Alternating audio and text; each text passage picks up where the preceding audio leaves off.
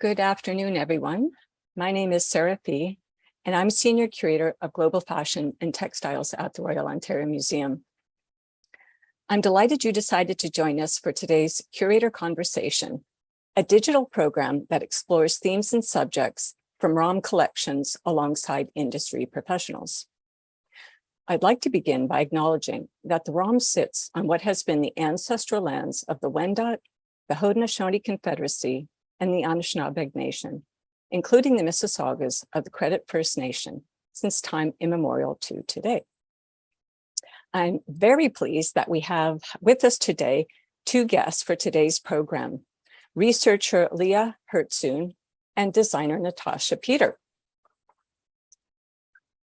Today's conversation was inspired by an Indigenous-led social media movement this past spring in solidarity with those living in Ukraine. And I'm going to share my screen just to show you a few slides that will help situate today's conversation. Following the invasion of Ukraine this past spring, as a sign of solidarity, there appeared movements in many Indigenous communities in Canada to take selfies wearing floral scarves, which are called Kokum in Cree and known in other places as granny scarves, the same scarf being known to Ukrainians as huska. So this program explores another kind of historical connection and solidarities, and that is between Indigenous communities and Ukrainian Canadian families across Canada, and how these connections have worked their way into contemporary culture. Now, I'm just going to share a few more images in case you're interested in finding out more about this social media campaign of the spring. It was on TikTok and YouTube and Facebook, generated by numerous actors, including J. Roy Makokis, whose TikTok post really set off a flurry of activity. And of course, we have our own Governor General, Mary Simon, who herself posed for her Twitter feed wearing one of the scarves as a sign of solidarity. So it was all over social media in the spring, inspiring today's program. Now, to be perfectly honest, although I'm a curator of textiles, this was all new to me, this scarf and its uses in Canada. And I was aware of this fashion sharing between Indigenous communities of Canada and Ukrainian settlers. And I've learned so much in preparing this conversation in earlier talks with our guest speakers, who I'll introduce momentarily. And I am thankful, leading off of our Thanksgiving weekend, for this opportunity today to learn along with our audience even more on this subject. And on that, we will have time at the end of our program for audience questions. So please submit any thoughts and questions via the Q&A function on your screen. Whether you're new to this topic or have very specific questions, please do feel free to ask a question. So I am going to ask both Natasha and Leah to turn on their screens and join us, please. Natasha Peter is a member of the Ross River Kaska First Nation of the Wolf Clan and owner of Kaska-Dena Designs. Natasha is an emerging and independent fashion designer who mixes contemporary fashion with traditional designs and materials. Peter recently showcased her work at Fashion Weeks in Paris and New York. And a special thank you to Natasha, who is actually joining us from her truck. It was the best place in the end for her to be able to join us from her land in the Yukon. So thank you again, Natasha, for this extra effort. Joining us also is Leah Hurtsun, an Indigenous Studies PhD student at the University of Alberta, now living in Toronto. She is a third-generation Ukrainian Canadian who also shares German and Jewish ancestry. Her research interests include land settlement and disposition, settler colonialism, and white settler supremacy on the prairies. The ultimate goal of her work is to provide space for Ukrainian Canadians to move toward being in good relations with Cree, Nakota, Métis, and other Indigenous peoples who also called East Central Alberta home. Welcome, Natasha and Leah. How are you today? Very good. Hi. Thank you so much for having us. Thank you for Thank you being for here. having. So I'd like to start with the many meanings of the scarf, because the same scarf means different things to different people over time. And I also understand that in both of your cases, your fascination with the scarf and all of your related research goes back to your grandmothers or great-grandmothers. And they had a large influence on you, both in your personal and professional lives. So I'd like to start by asking each of you what the granny scarf or Hurtsun means to you in your community, and the roles of your grandmother or great-grandmother in this. And Natasha, I would like to start with you, please. Hi, everyone. My name is Natasha Peter, and I'm from Ross River. So I started using the granny hankies about 3 years ago in my designs, but I have been creating for about 5 years now straight. But I grew up learning my traditional skills from my grandparents, and the lady here in the photo is my great-grandmother. Her name is Mary Charlie, and she knew lots of our traditional skills, our Kaska traditional skills. But I remember her using these granny scarves, and she would have like a huge pile of them everywhere, like inside of her house, her bedroom, her living room. And whenever she goes out, I remember her trying to figure out what color to pick before going out. So she had passed away about maybe 10 years ago. And anyways, my latest grandmother, Grandma Tootsie Charlie, had passed away 3 years ago. And before that, all of my grandparents, like I have a huge family, and as of right now, I don't have any grandparents. And I was really close with them. I grew up with my Grandma Mary and Tootsie Charlie and all of my other grandparents. But the reason why that I use the granny scarves is because it brings back memories. And since that my favorite grandma, Tootsie Charlie, she passed away three years ago. And then ever since then, I've been just using the granny hankies in my stuff, my collections. And it's just a way of me of feeling close to them because they're not here with me anymore. And I just really wish that they were here, or my grandma was here to like see everything that I'm going through, like all of the fashion shows and all of the successes with my business, and just using the scarves just is another way for me of feeling connected with them.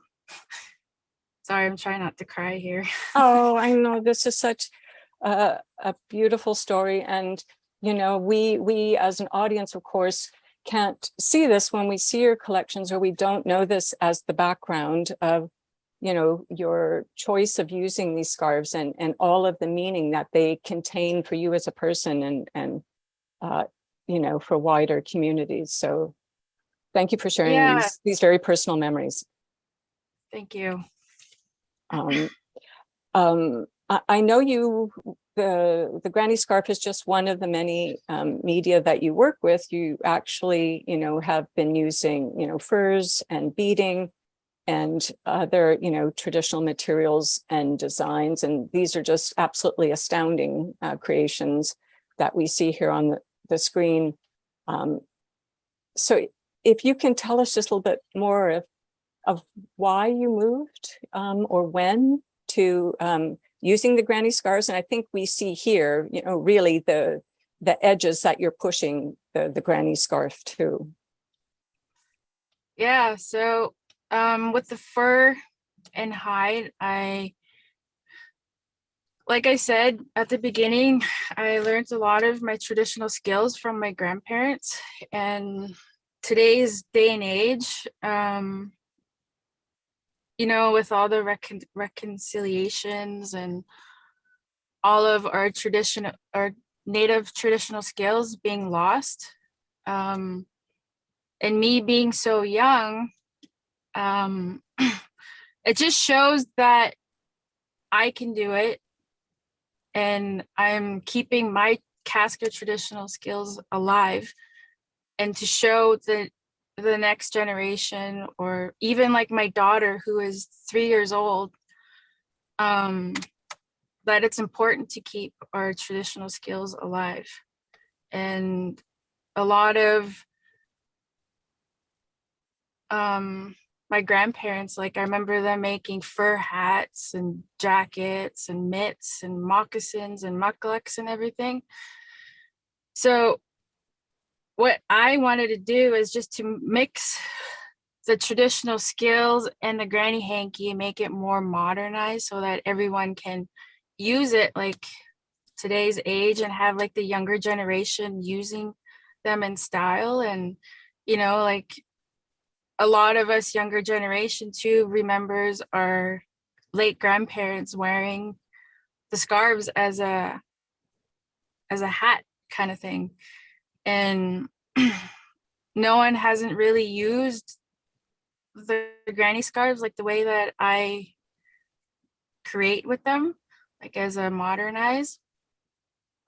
And I just want everyone to have that sense of feeling, because when I hear from customers and they tell me stories of how they don't have grandparents too, and wearing and seeing that I'm creating with these Kokum scarves or granny scarves, it just brings back memories. And there's a lot of power to the scarves. And it was just 2 years ago that I heard that the granny scarves came from Ukrainian, and it was a big trade between the First Nations and the Ukrainians, and it was used for celebrations and whatnot,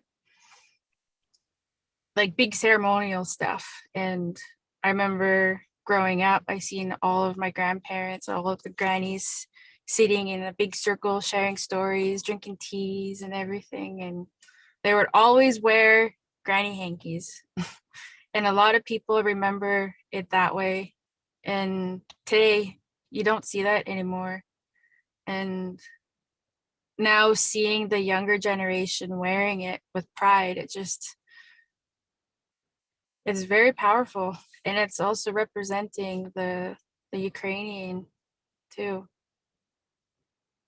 Thanks so much, Natasha. So I understand then you started working with these scarves long before the invasion. Yeah. I think you said back in 2018 is when you started, or 2020 it was? 2017, I started working, like doing traditional stuff with like making moccasins and earrings and dream catchers, just small stuff that I knew. And then it just became a healing journey for me because of where I was in life, like in a dark spot. And it healed me because I truly believe that our Dena skills is very healing. So it just naturally stuck with me. And then as I kept going, I kept improving. And I had, like, when my grandma Tootsie was alive, she had showed me some stuff, and my mom. And then when my grandma Tootsie had passed away 3 years ago, I started using the granny hankies, and just a way of feeling connected with them. Well, thank you again for sharing that, because of course, when I look at this, you know, what I'm mesmerized by is, of course, the design and the fabric. So thanks for bringing this emotional side to our understanding of your work. On Yes. what you mentioned about the Ukrainian-Canadian connections, I'm going to now ask Leah to take a historic step back with us and help us to contextualize that story. And here is actually a picture of Leah with her grandmother, who also, shaped her journey and story with this topic. So Leah, if you can please, provide us with some of the complex story of the Ukrainian settlement of Western Canada. Yeah, absolutely. Thank you. So as Sarah said, this is a photo of me and my Baba. So my Baba is, her name's Eva. This is actually the first time I'm presenting since her passing. And so this is especially meaningful, I think, for me.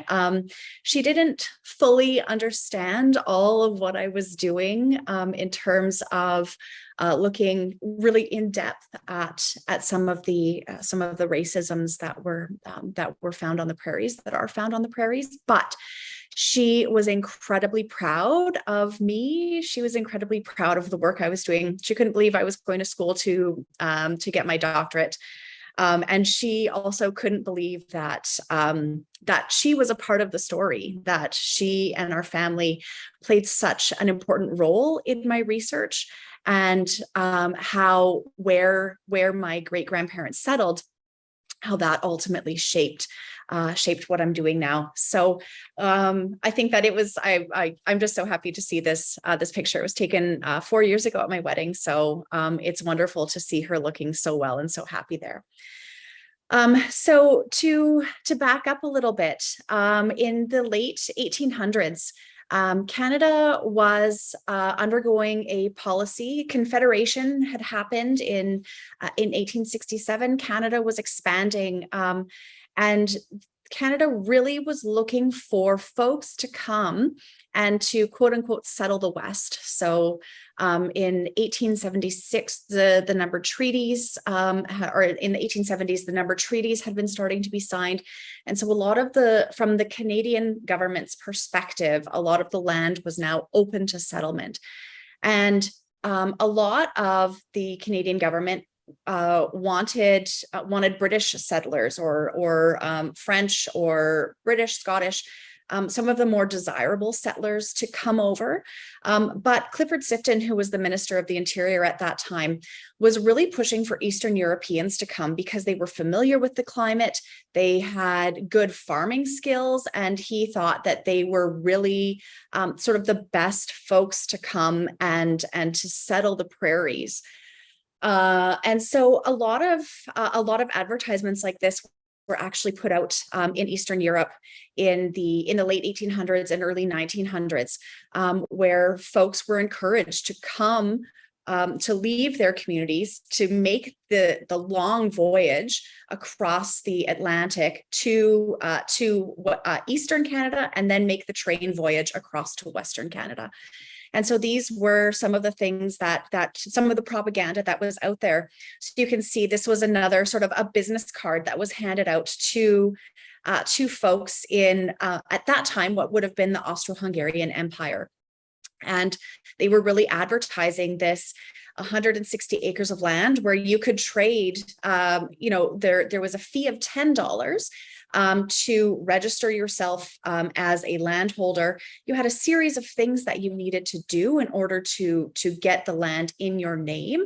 And most of it was very labor intensive, but for all intents and purposes, the Canadian government was giving away land for $10 to these new immigrants.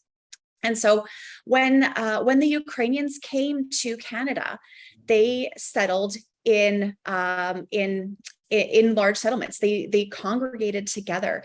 And so you can see in this picture across the prairies, Alberta, Saskatchewan, and Manitoba, where Ukrainian settlers settled and the land that they took. So in my research specifically, I look at East Central Alberta. And so you can see from the map of Alberta here that Edmonton is sort of in the center of the province there, and to the east of it are the communities of Smoky Lake, Two Hills, and Vegreville. And you can see that that is an intense area of Ukrainian settlement. It remains one of the largest settlements of Ukrainian folks of Ukrainian heritage. But what you can also see in this map is the proximity of Ukrainian settlement to Indigenous settlement, to where First Nations reserves were located. And so one of the things that's not pictured in this map, and I would like eventually to have this pictured on the map, is that the areas, especially in Alberta, Saskatchewan, and Manitoba, where Ukrainians settled, was also a very large population of Métis folks. And so the lands that Ukrainians settled on were First Nations and Métis lands. And so it was inevitable that folks, when folks live together, folks get together. And so there is a lot of stories that folks trade back and forth.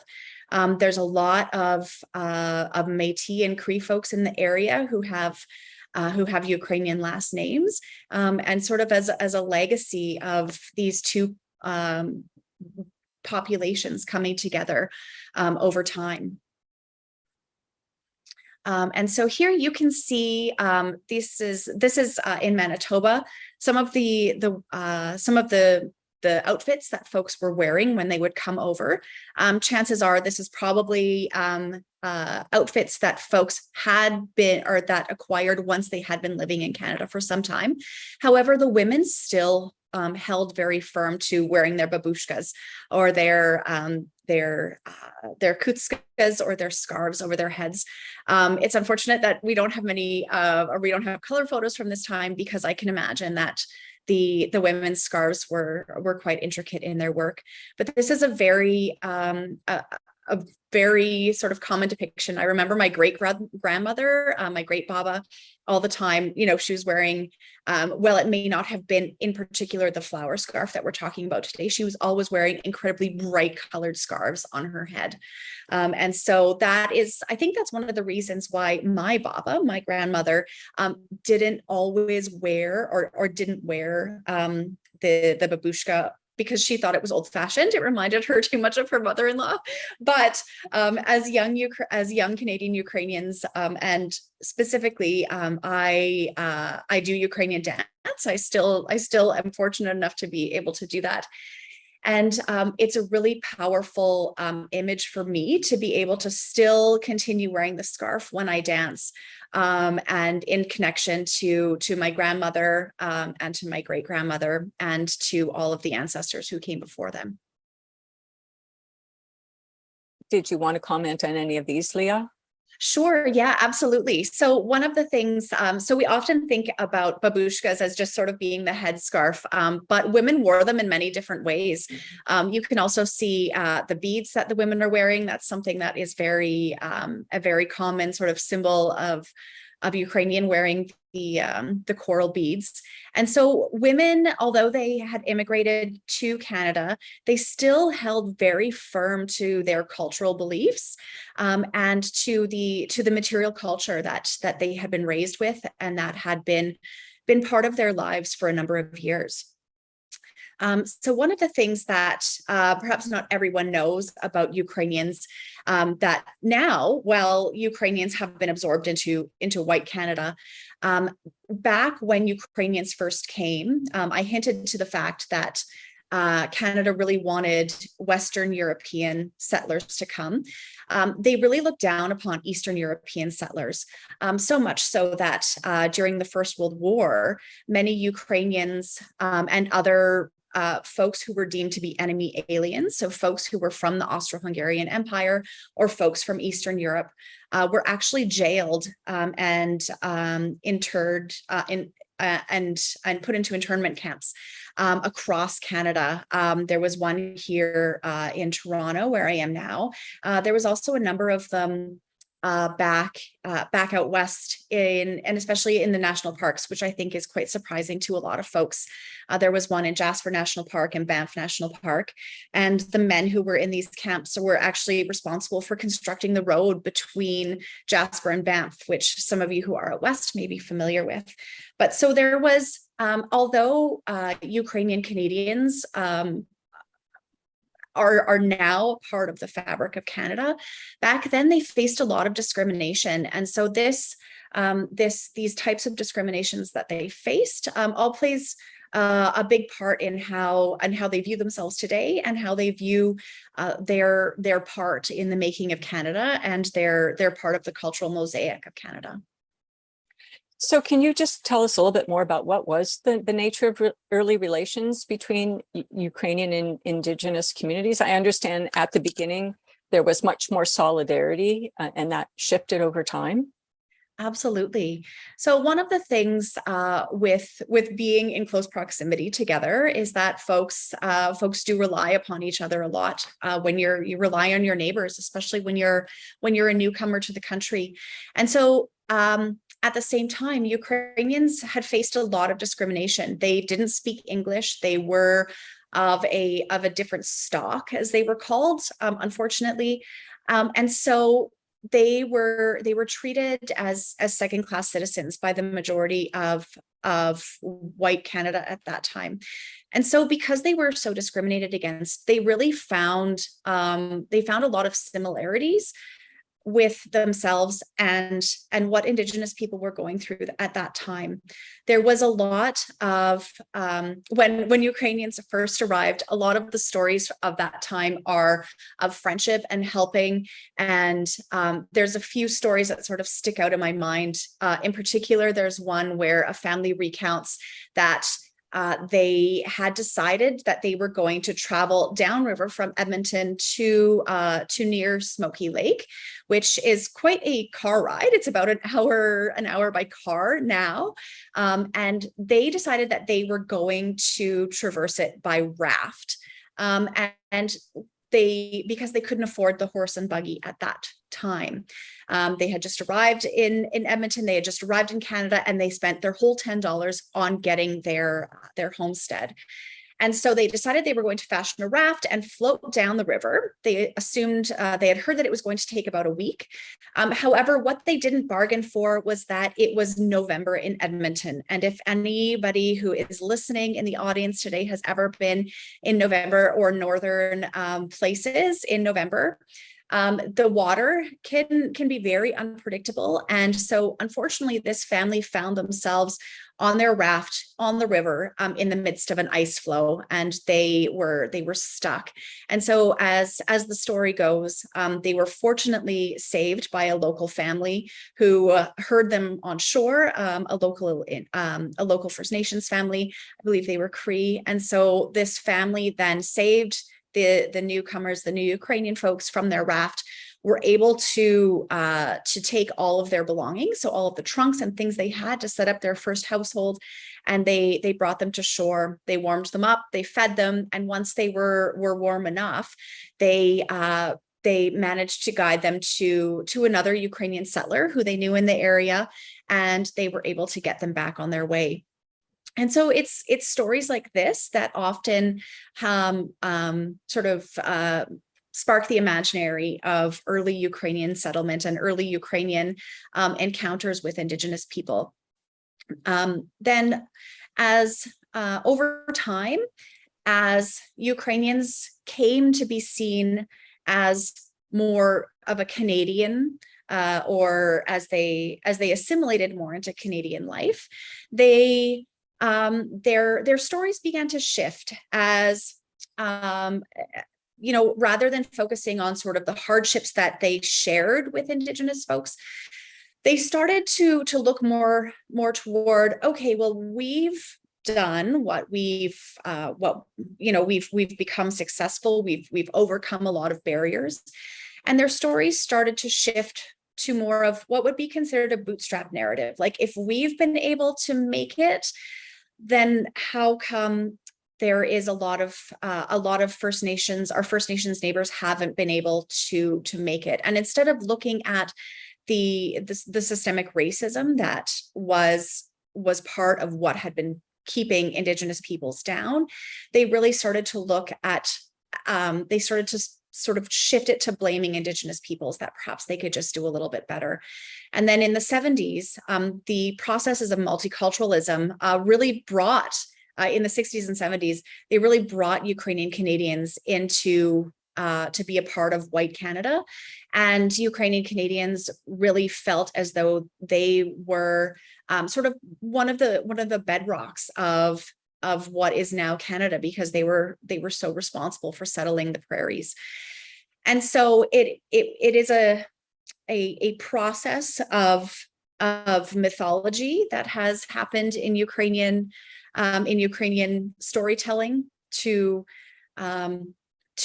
change the narrative a little bit from close relationships to struggling relationships, and now unfortunately many forgotten relationships. And so that's where my research comes in, is trying to reconnect those stories into the present.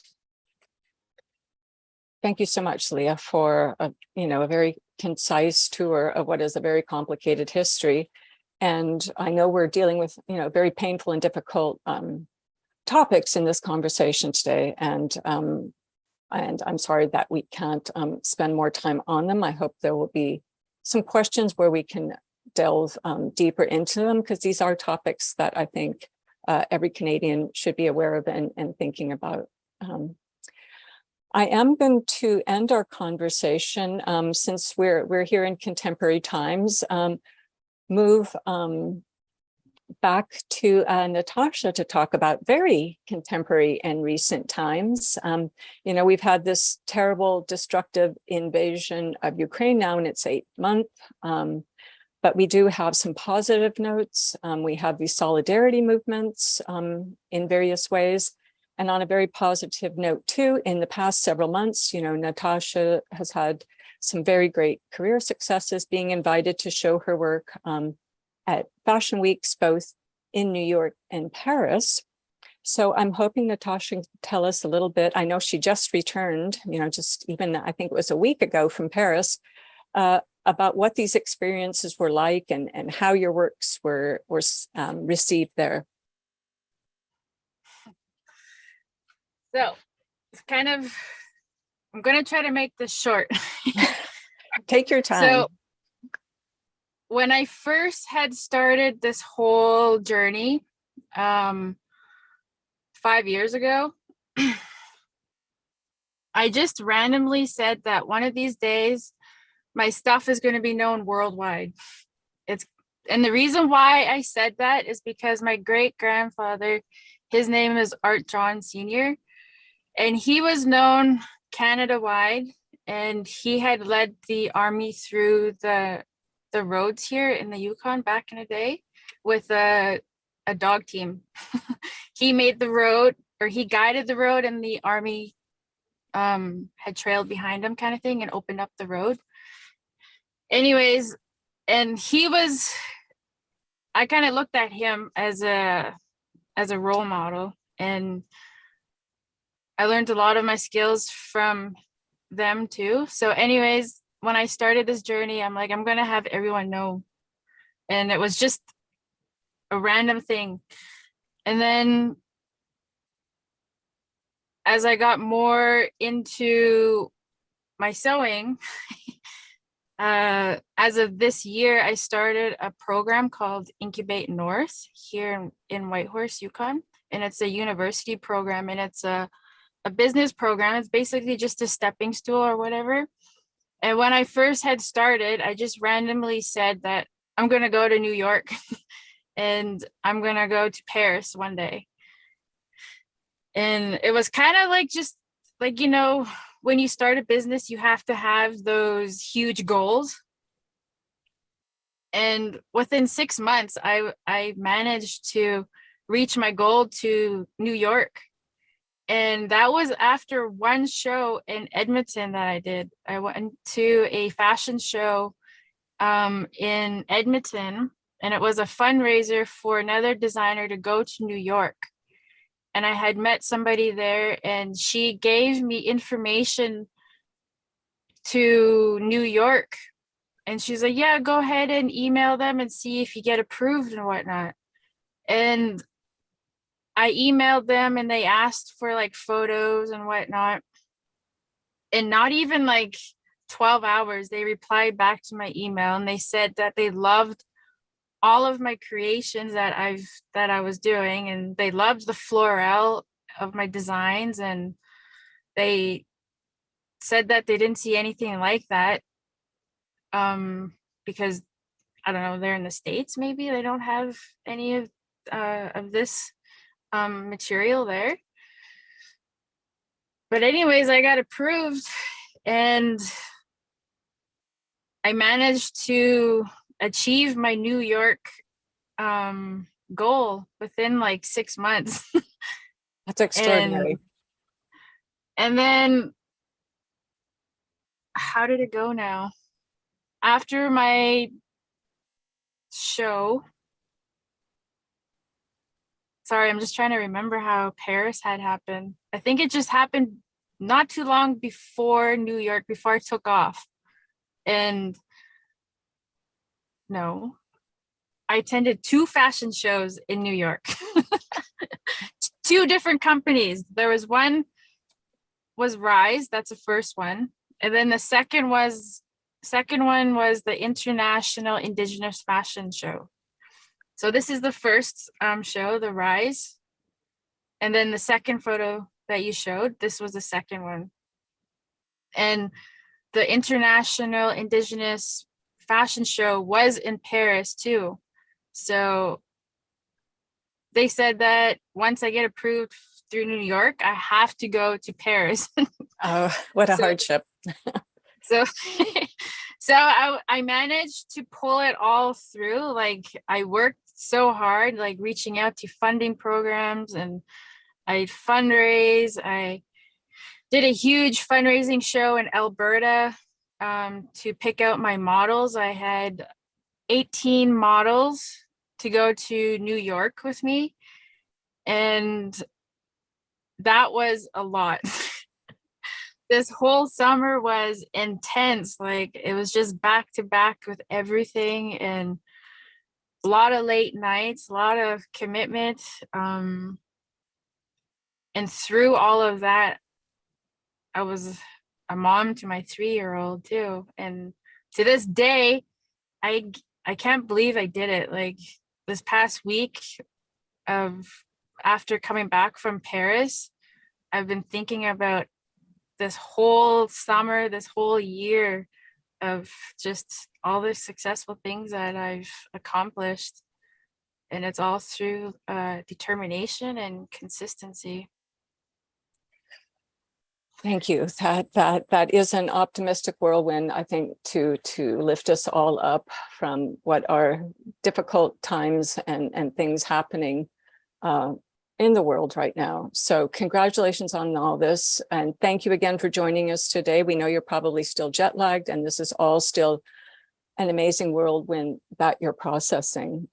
I've got a few more questions for you, but I actually want to open it up now for questions from the audience. And I'm going to stop my share there and see what we have in our questions in our question box, and please feel free to add any more.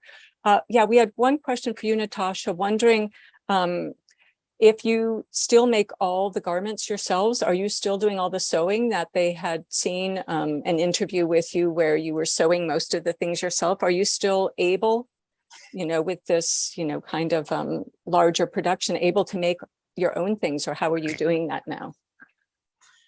As of right now, I'm doing everything by hand, by myself, in my home, on my kitchen table. Oh my goodness. So my motivation is just, like I said at the beginning, it's important for me to keep my traditional skills alive. And I'm also showing my daughter. So that's what's keeping me motivated and keeping me determined of pursuing the sewing skills. And right now it's just me doing it. And I'm working towards opening up a store so then I could sell global. That is my goal. And I'm hoping to get some workers to help me to produce all of the stuff, because I have a lot of things. Like I pulled out 20 outfits for Paris. I couldn't believe that I did that. It's insane. Yeah, But you're gonna sleep for 6 months. Another related question was, how do you choose your models, and how does that work? You know, traveling and being funded to travel with so many, and how important is it to what you're doing? well, when I did the fashion show in Edmonton, because of my traditional skills and how important it is for me and where it came from, like it came from my great grandparents and came like just way back. And we are proud of our culture, our Kaska culture. And I just look for their personality, their confidence of walking on stage and how proud they are, and how important it is for them to show my stuff, because my traditional skills came from my grandparents who are not here. So that's what I look for that's what I looked for when I was in Edmonton. Thank you. And we've got one question for Leah. That is, if you could say a bit more about the final slide that seemed to show a dance group or a play about, it seemed to be a contemporary reconciliation story. Yeah. Oh, excuse me. Yes, absolutely. So a number of years ago, I want to say it's probably about 4 or 5 years ago now, definitely pre-pandemic, the Shumka Ukrainian dancers and the Rolling Thunder Cree dancers, and along with a couple of other individuals, put on a production called Ancestors and Elders. And this was a collaborative effort where they told some of the stories of Ukrainian folks coming to the prairies and the relationships that they forged with the First Nations and Métis that they encountered when they were there. So there's stories of similar to the one that I shared about the river, the stories of folks coming together to assist each other, to share medicines, to share their knowledge of this specific land. There's also stories of later times where families would take in the children of other folks. So First Nations families taking in Ukrainian children who were either orphaned or lost or something like that. And Ukrainian families taking in Indigenous children. Specifically, there's a couple of stories surrounding children running away from residential schools, and how Ukrainian families assisted in caring for children until they could be reunited with their families. And so the Shumka Ancestors and Elders production tells the tale of a few of those stories of Indigenous Ukrainian relations in Alberta through dance. It's a beautiful, beautiful production. I know that they have it's accessible online. There's also a documentary to accompany that as well, and it's called Walking on Eggshells: The Making of the Production, and it goes into to detail more specifically about the bringing together of these two sort of seemingly disparate groups to find how much they had in common. Okay, lovely. Well, I know we could keep talking for hours, but it's come to the end of our program. I want to thank you both from the very, very bottom of my heart for these very engaging, emotional, personal, and professional stories, which really brings to life these kinds of conversations. And to wish you both just the best with everything, Leah with your PhD, and Natasha with all of your future endeavors. And I think we're all going to be following you and watching where you go next, and rooting for you. So thanks to you both again for joining today. Thank you for having me. Thank you. Thank you so much. And thank you for everyone who tuned in today. So thanks again to Natasha and Leah for joining us today. And thanks to our audience who has tuned in. And we hope to see you at the next upcoming ROM Curator conversation. Please check our website and social media channels for details on that. And have a great afternoon. Thank you, everyone.